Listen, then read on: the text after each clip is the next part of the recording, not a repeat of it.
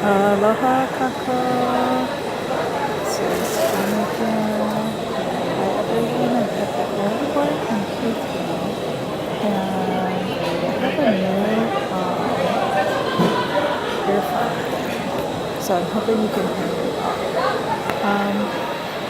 This earphone thing is actually pretty amazing.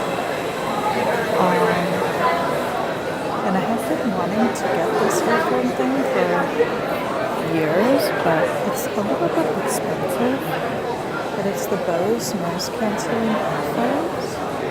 And let me tell you, if you are going on a long distance flight, normally my ears bother me a lot on a plane. And I can't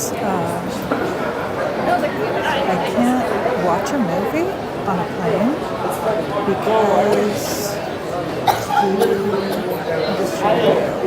there's a lot of cute little places to go in this airport, so it is a good option if you're traveling internationally. All the flight departures are on the board there. It's 1927 right now. They said they're going to have my gate available at 1945, so a few minutes before they announced my gate.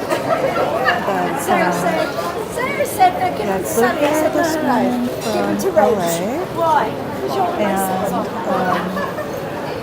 I actually went into, I think there's one or two of these booths here. I think there are two because there's two different kind of levels. This area is like anyway, I got some two like mascaras here today. And this area is primarily like a holding area in this particular terminal. And I can't remember which terminal this is. But this airport is pretty well organized. Actually, this morning when I flew from Honolulu to LA, I actually ended up missing my connecting flight in LA. Oh, this is kind of cute. I don't know what this is. Kathy Hudson. Look at how cute. It's a Disney thing.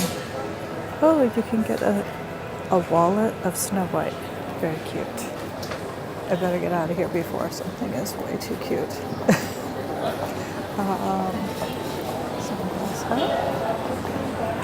But yeah, in LA it was like very disorganized.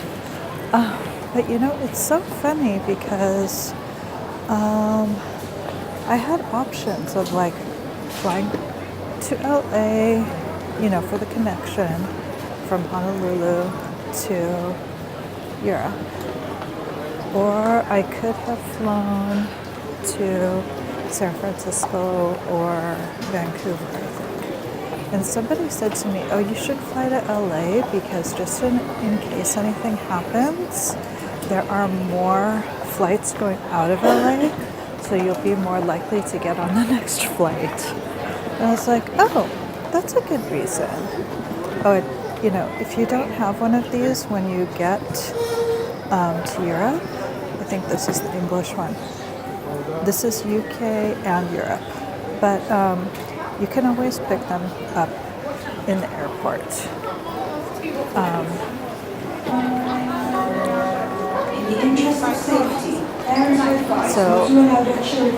So yeah, the LA airport was like really confusing, and I missed my flight because I couldn't find the terminal. I was like, where is my flight? Where is my flight? Where's my flight? And so I was told, oh, you're flying internationally. Go to the international terminal. And I was like, okay. So I went to the international terminal And this is the duty-free area. It's pretty cool.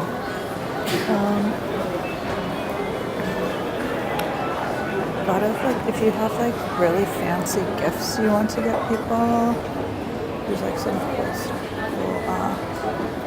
liquor options. If you feel like doing something like that.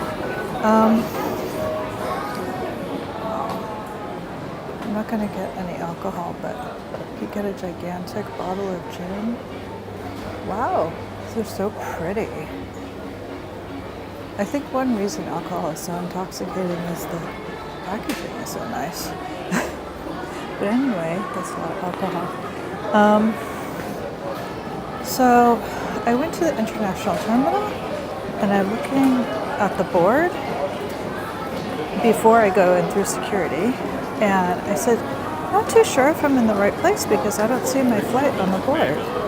And the woman who's letting me through to go into security says, oh no, there's no other place where you can get international flights. I'm like, oh, okay, great. So I go in, I go through security, I look at the board, I still can't find my flight. So I'm like, well, I was taking Virgin Atlantic. So I went around, Simple Maps of Scotland. I went around to look for a Virgin Atlantic desk. So I'm walking back and forth the entire international terminal, and I could not find a Virgin Atlantic desk. And I couldn't find anybody really that, like there was nobody to like offer you help or anything. Some nice Belgian chocolates.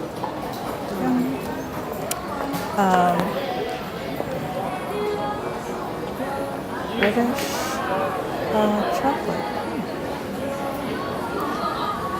A collection of milk, dark, and white favorites. Yeah, if you want to get chocolate as gifts and you're going through international terminals, it's a good spot. You can also get a lot of makeup. I have bought makeup before in this terminal. But in Hawaii, our tax is actually really low. Our sales tax in Hawaii is like 4.5%. So it's not really that much less expensive for me.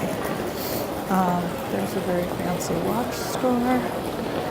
But anyway, so then the international terminal people, there was nobody, I couldn't find anybody to help. And so finally, I found like a security guard at a computer. And I was like, okay, this guy looks like he has some authority or he knows something or he could call somebody. And so I said, I'm really sorry to bother you, but I cannot find my flight. It's not on any of the boards. And he goes, oh yeah, that happens sometimes if your flight gets delayed. And I'm like, okay, but I've been like walking around here for like half an hour and my flight is leaving in another half an hour. And it took me half an hour to walk here from where the terminal I came in on. And he's like, okay, well, let me just see. So also he cannot find my flight and he has no idea what to tell me or where to go. Pretty little shiny things. And so see, this terminal is huge. I mean, I've been here already for like 4 hours. I still have like another hour or so to be here. I just keep walking around. I haven't even looked at all these little things. I mean, if you want to just like spend your time like, I don't know, looking at things, it's kind of cool. It's not something I have time to do normally, but it's interesting. We have like all these shops in Waikiki, but I never walk down there. If I do, I'm walking by really fast. And so then I called Virgin Atlantic. So the security guy said, that's a cute bag. the security guy said, why don't you call the airline? And I'm like, okay. So fortunately, I had their number stored on my phone. I called them and I said, I cannot find my flight. And I just walked here from my other flight. I've been going up and down, up and down. I can't find anybody to help me. There's no Virgin Atlantic desk. She goes, oh, it's in Terminal 2. So I'm like, okay, can you talk to this security person?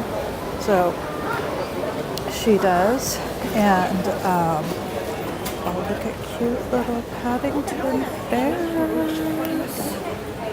That's so adorable. He's like, there are no international flights out of Terminal 2.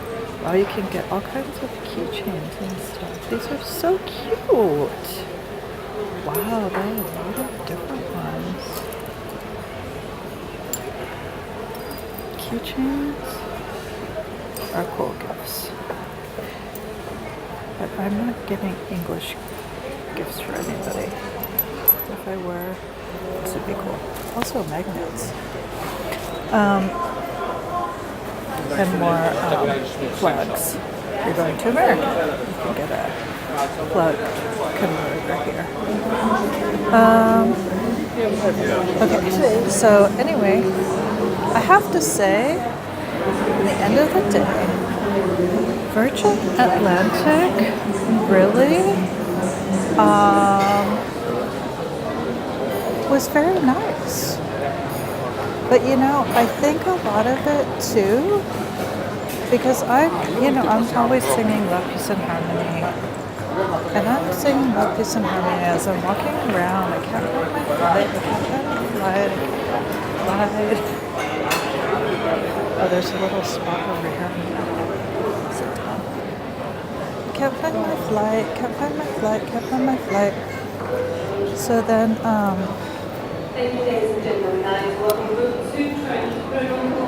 finally, they said, oh, you need to go to Terminal 2. So I pretty much know at that point that, and I hope you can see me because I just had to turn the camera around. I just pushed a button. Looks like you can still see me. Sorry. It's been a long time since I've slept. This is always the case whenever I travel somewhere. Okay, the Virgin Atlantic people, again, I'm just really, really tired. The Virgin Atlantic people were freaking awesome. I just have to say, but I think it had a lot to do also with all of the blessings. Because, as I'm walking around, I don't know where I'm going, but I'm just in my head, I'm just thinking, love, peace, and harmony, love, peace, and harmony. I'm kind of freaking out a little bit because I really feel like, I just don't know what's going to happen. I actually never missed a flight before. If you could believe that, I have never in my life missed a flight before. Not that I travel a ton, but like this morning, I had to be, my flight on an 8 o'clock flight out of Honolulu. I left my house at 4 o'clock in the morning. I do live an hour from the airport at that hour of the morning, so I got there at 5. So yeah, I was there 3 hours early. But when they printed my boarding ticket for, my flight from LA to Heathrow, there was no terminal, there was no gate number. But anyway, now I know to look for that, because generally what I've always done is, and I don't know where the microphone is on this, I hope you can hear me okay. What I've always done is, I get out of the plane and then I look at the board, right? You go and you look at one of those boards and then it tells you where to go for your flight. Well, there were none of those boards in the LA airport until you got into the terminal that your flight was taking off from. from where your flight was taking off. Excuse me. I will try to speak English. Um, and so here in Heathrow, it's actually much easier because right when you get off, you can look at the board and it'll tell you which terminal to go to. But anyway, going back to LA, sorry again, just super, super tired. Going back to LA, okay, so I go to my gate where my flight is supposed to take off from. Of course, the plane is gone already. I get there pretty much at exactly 6 o'clock, which is what time the flight takes off. I think boarding started at 5:20 or something like that, and then they close the doors to the plane at like 5:40 to get everybody like settled down and start moving the plane out. So the plane was already gone at 6 o'clock. And I tap on the glass because I could see the people are there on the hallway, like the Virgin Atlantic people on the other side of the glass behind the check-in desk. And they like look at me and I like wave my boarding pass. And so somebody says something and this woman comes through the door and she's like, yes. And I'm like, I'm so sorry, I was lost. And inside I'm just thinking, dear God, please bless this woman for helping me. I'm so grateful. Love, peace, and harmony. Love, peace, and harmony. And I could tell, she had probably already had a pretty long day. I could tell probably her feet were hurting her. And I was just like, dear God, please give her the blessings that she needs to feel better. And, I just would like to get to where I need to go. And so she's like, oh my gosh, this plane just left. And I'm like, I'm so sorry, I was lost. I was in the international terminal. I had to go through security over there. Then I had to call Virgin Atlantic because I couldn't find the Virgin Atlantic desk in the international terminal. And I explained the whole thing to her. And she was like, okay, you've been through a lot. I'm going to get you on the next flight. And I was like, oh, God bless you. And so, she didn't have to do that. They didn't charge me. And then, okay, when she had to call people, so fortunately there was another plane that was coming in right then. So the flight that I was supposed to be on had to take off. And then another plane was getting ready to come in. I hope I haven't gone over my time. But anyway, because I'm filming with my phone, it only allows me so many minutes. But anyway, the Virgin Atlantic people were awesome. I think that when she rebooked my ticket, she actually gave me a little bit of an upgrade because the seat that I was in was honestly pretty comfortable and had more legroom than I'd ever experienced in my life. I think those international Virgin Atlantic flights have like maybe 4 classes because there was like the really exclusive high mucky muck class where people actually lay down completely horizontally if they want. Then there was another class, like a super business class. Then there was another class, and then there was, I think I was in that area maybe. And then there was regular. And I actually I walked all the way back to the economy, and then I realized, oh, I passed my seat number. And I went back and I realized, oh my gosh, the section I'm in is actually, the seats are bigger and they're farther apart. So when the person in front of you puts their seat back, it's like you have like this much room between you and the seat in front of you. Yeah, it wasn't like that. So whatever kind of ticket that was, I mean, it was probably definitely worth it. I don't know what it was. Maybe it was like premium economy or something. But I might actually consider looking for that next time because for a 10-hour flight, it was awesome. Also, these Bose noise canceling little headphone things that they like fit right into your ear are pretty comfortable, and the noise canceling thing works really amazingly, and I would really highly recommend them if you're going on a long flight and you want to have some sanity in your head and be insulated from the noise of the engines. So okay, I'm going to stop this video now. I probably went over, so it might be 2 videos. But anyway, I love you everyone.